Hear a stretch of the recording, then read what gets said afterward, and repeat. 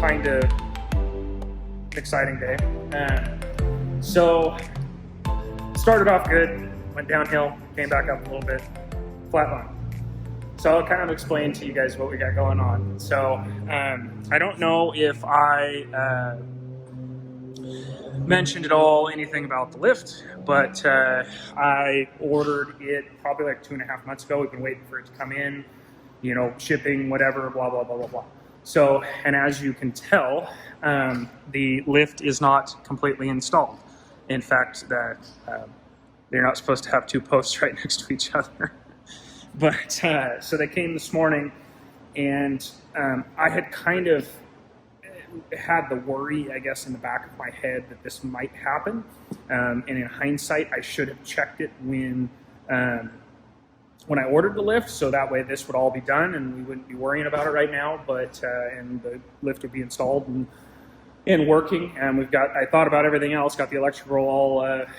We installed or ran the electrical, so we've got electrical run over, so all we got to do is drop it down and hook it up to the lift. But to my knowledge, like the lift install company told me that they can't mount a lift in concrete that's not at least 3.5 inches thick. And so you can probably see where I'm going with this. So this side, we measured it at 4.5 inches thick over there, but this side wasn't even 3 inches thick, and you can kind of see, like, realistically, like how thin concrete is now that we've got this cut out. And you know, obviously it got a little bit thicker right there, but there's a hole right back there behind the big hole. There's a little hole where we drilled to test to see what the thickness is. And in the center of this, it was 2 3/4. Where that hole is, it was 2 3/4, and we drilled another hole right about here, and it was 2 3/4. So, luckily, we've got concrete guy friends, and they were able to jump right after it. Had some free time today to cut the hole, and then tomorrow they'll be back to actually redo the hole. So they're going to do, put new rebar in. It actually doesn't look like the original floor had any rebar in it, but they're going to do rebar and do a 6-inch, slab right there. So that way that'll be nice and safe. And in fact, this side is probably going to be anchored. Well, no, it will be. This side will be anchored way better than the other side will be at that point. But it'll be thick enough that everything will be good. It'll be safe. The big thing with it is it's a huge liability on not only me, but the lift install company. If the concrete's not thick enough. You can probably imagine what'll happen if the concrete's not thick enough. Well, what could happen? It's not saying that it would happen, but there's a high possibility that it's, that lift post could fall over, which is also a good point to mention that, if you're thinking of putting a lift in, say, your home shop or, whatever, is to make sure that there's proper thickness in the floors. So that way you don't have a 10,000 pound truck on your lift, lift it all the way up, and lift post rips out of the ground. Because that doesn't sound like a good time to me. I don't know about you guys. But anyways, that's kind of it. That's all I have to share with you. We've got basically the last day and a half. This thing I worked on yesterday. I put an injection pump in it. This is something that I've done already in videos, so I didn't feel like it was really like something that was necessary to record. Yeah, so I have a lift pump to put on it. We put an injection pump in it yesterday. I got a lift pump to put on it. The lift pump was good enough to move it around the parking lot, not do any damage to the injection pump. But I'm not going to go drive it, obviously. Excuse me. But I didn't want to start on the lift pump install yesterday and then have something happen and not be able to move the truck because the truck was in the bay where the lift is going. And so since they were coming this morning to install the lift, I wanted to make sure that bay was nice and empty.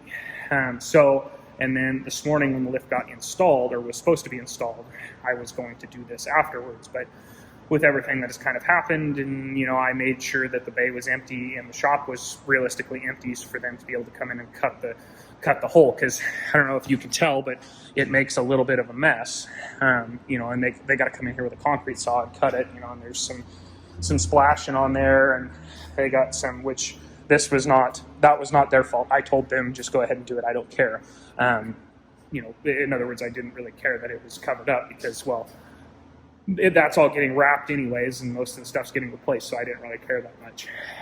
But anyways, so I didn't want to start on this project until that was done. And so anyways, we burned about a day and a half. And of course, this thing's soaking wet, and I got to get underneath of it. So I think at this point, I'll let it sit overnight, just finish it up in the morning.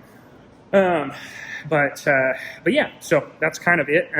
I'll kind of try and get a little bit of, I only got a little bit of footage for them cutting the hole, but about a Snapchat's worth. But I'll get some more, try and get some more footage tomorrow of them, doing some of the concrete and, rebar and stuff. But yeah, so anyways, kind of exciting. We got to wait about, we can drill and put the post in 7 days. They're going to use some concrete that'll cure. Basically, we have to wait for the concrete to cure before we can put the lift in. And the concrete guy said 7 to 10 days. So we have it booked out basically 2 weeks from this coming Monday. Today's Friday, or no, excuse me, today's Thursday. So 2 weeks from Monday, the lift company's going to come back and finish the install. Got lift parts kind of just laying there over there. There's some over there underneath the bench, and there's some over here on the floor underneath the OBS that's over there on the other side of the yellow truck. But anyways, I'm gonna quit rambling. But yeah, I'll try and get some little bit of footage of this tomorrow, I guess. So as you can see, they're mid process here.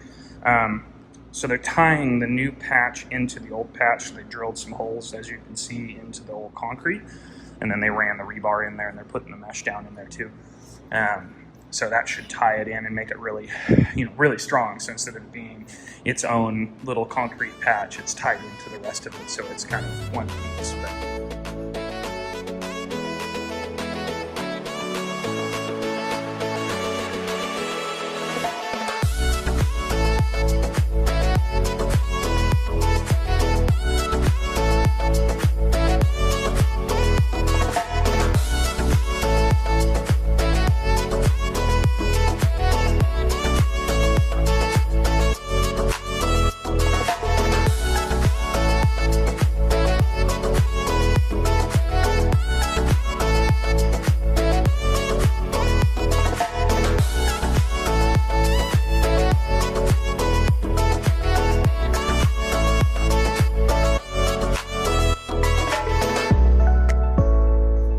So this is the final product.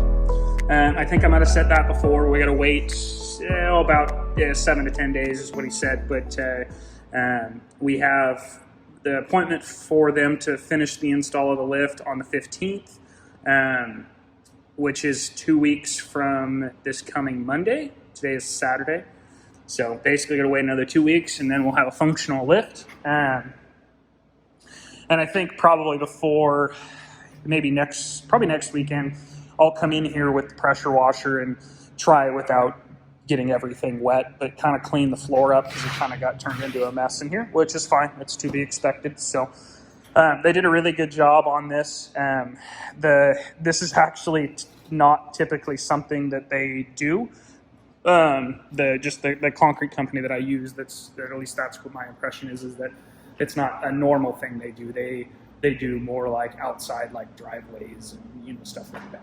But yeah, so happy with the finished product, and it's just the whole process was a little bit frustrating just because of I was told that, or at least from what I remember, I was told that the floors were thick enough, and it is what it is. Like I say, in hindsight, I should have checked the floor thickness but after I ordered the lift, rather than waiting until the lift was going to be installed.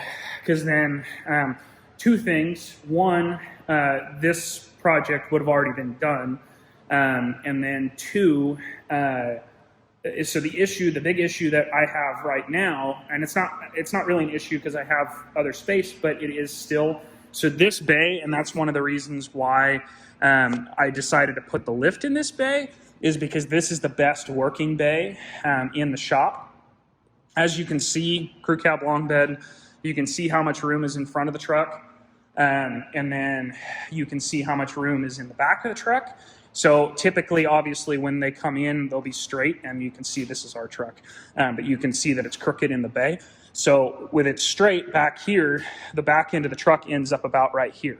So if you back it all the way up here, you can't really move in, you can't walk much in between, which is okay, whatever. So this bay here isn't a very usable bay. So I use this bay for small projects, things that don't take very much effort because there's not a lot of room in front of the truck.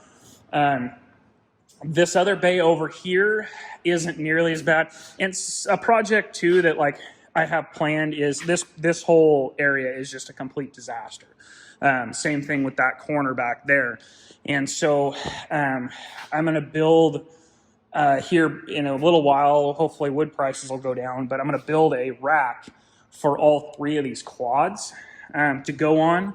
And basically just put it, probably put it along the wall right there, maybe along that wall, I don't know yet, but basically build a rack that we can stack the quads on, put one on the bottom and then one in the middle and one on the top. I'll put the 2 that, these 2 here, they don't get used at all. That one doesn't even have an engine in it.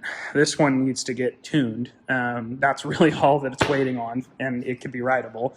That's something I need to do. But anyways, so I'll get a rack set up so I can organize those all in a nice, neat manner. I've got all these tires for sale to get them out of here to free up some room. But then the plan was to build some big shelving back in here to kind of help organize all this, but that'll help with the room right here. This truck is obviously a standard cab. It's a long bed standard cab, and there's a decent amount of room right here. I actually worked on this truck in that bay. But anyways, I'm rambling.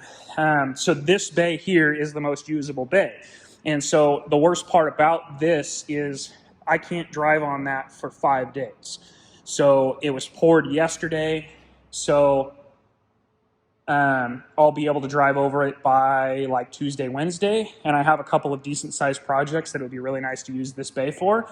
So that being said, if this had been done when I ordered the lift, the lift post wouldn't be there, so I could still pull a truck in past this, patch of concrete. I might have to move some stuff over there, but whatever, that's easy enough. But since the lift post is there and that's fresh, I can't drive over that, so I can't really pull anything in this. Or I can pull things, I can nose them in either through the back or through the front, but I can't pull a truck completely in. So if I need to, I can nose something in and work on it, as long as it's not a project that it's going to take forever, that won't be done, within a couple of hours. So anyway, I'm done rambling, but pretty exciting though. I'm really, really excited to get the lift in and get it usable, because I'm seriously tired of rolling around on the ground. A lot of you guys that do this stuff at home may not think it's a big deal, but when you do it for a living, it gets really old. Ask me how I know. So anyways, guys, that'll be it for this one. I'm hoping we'll have a lot more interesting stuff and stuff that I'll actually be able to record full processes, like doing head gaskets and things that are cab off or just under the truck. That'll be a lot easier too, because when you're doing it on the ground, it's really hard to get any good angles of the footage and be able to see what you're actually doing. So with the lift, that'll make it really nice. So I'm hoping that it'll help with the quality of the videos a little bit. But anyways, guys, have a good one. We'll see you on the next one.